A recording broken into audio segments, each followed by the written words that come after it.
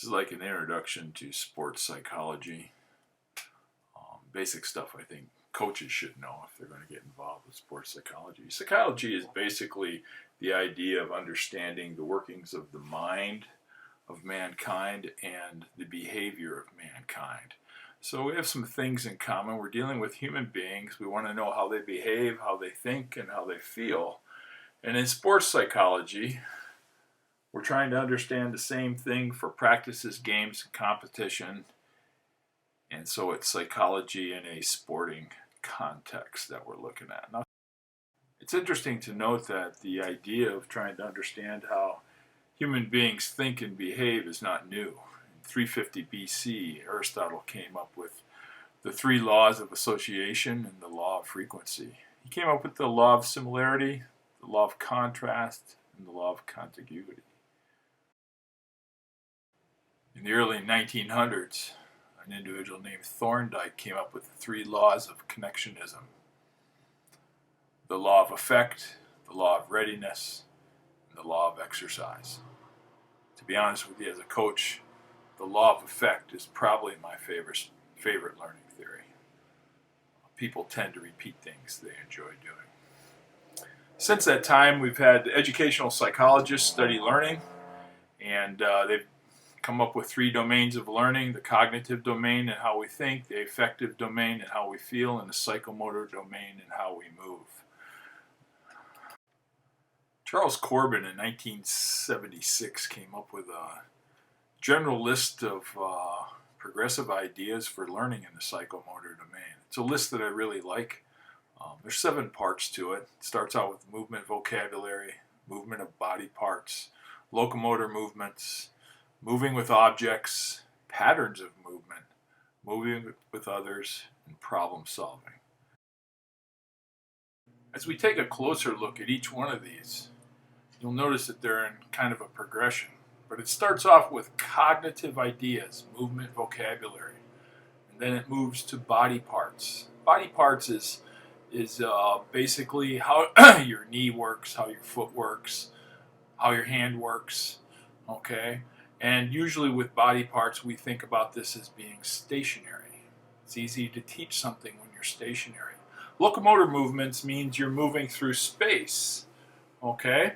Now understand, body parts has different language, locomotor movements has different language, and so every time we move down a category in this progressive list, we need to go back and rethink new vocabulary. For example, moving with objects. Okay? An object could be a soccer ball, it could be a baseball, it could be a basketball, it could be a hockey stick.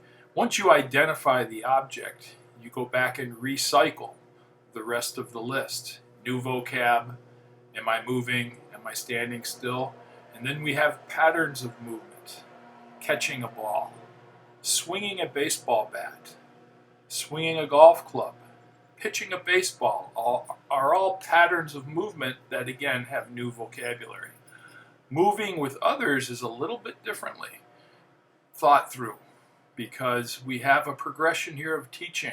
I call it the IPG progression, individual, partner, group.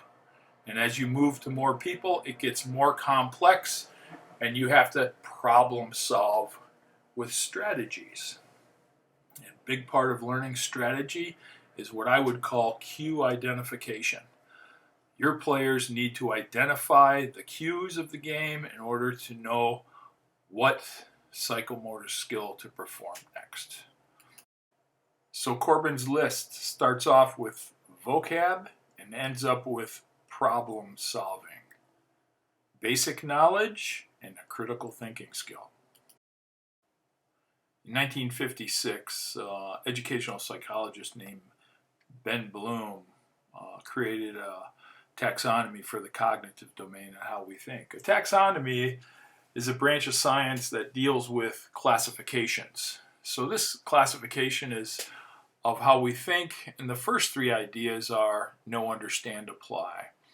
I would call this basic education. You get new knowledge, you understand it, and you apply it. Okay? It's simple knowledge. It's basic to the way that we think It's our basic thought pattern for human beings. I would agree with that. These next three, to analyze, to synthesize, and to evaluate, are critical thinking skills.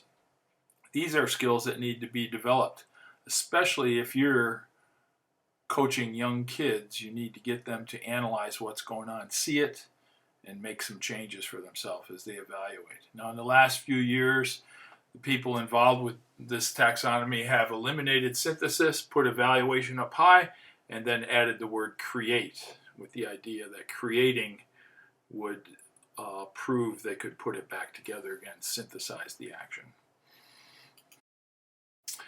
The affective domain was put together by an individual named Krathwohl. This taxonomy for the affective domain revolves around 5 words: receive, respond, value, organize your values, and characterization.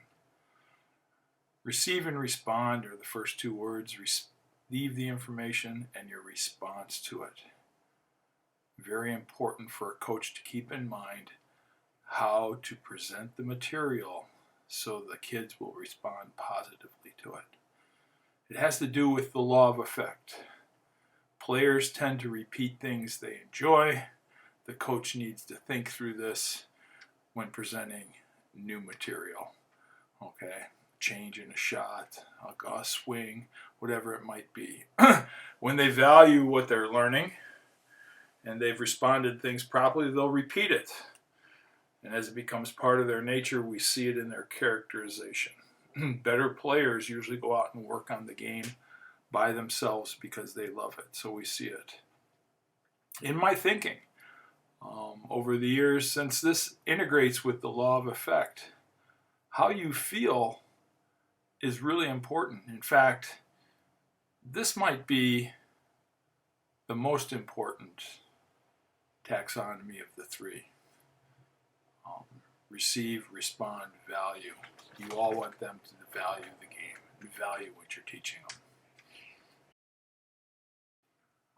For the last part of the video, we want to take a look at things that influence the mind for all of us. The essence of mankind, we all have a body, male and female. We have a soul, okay, and we have a spirit. Our body is part of our being that grows and matures.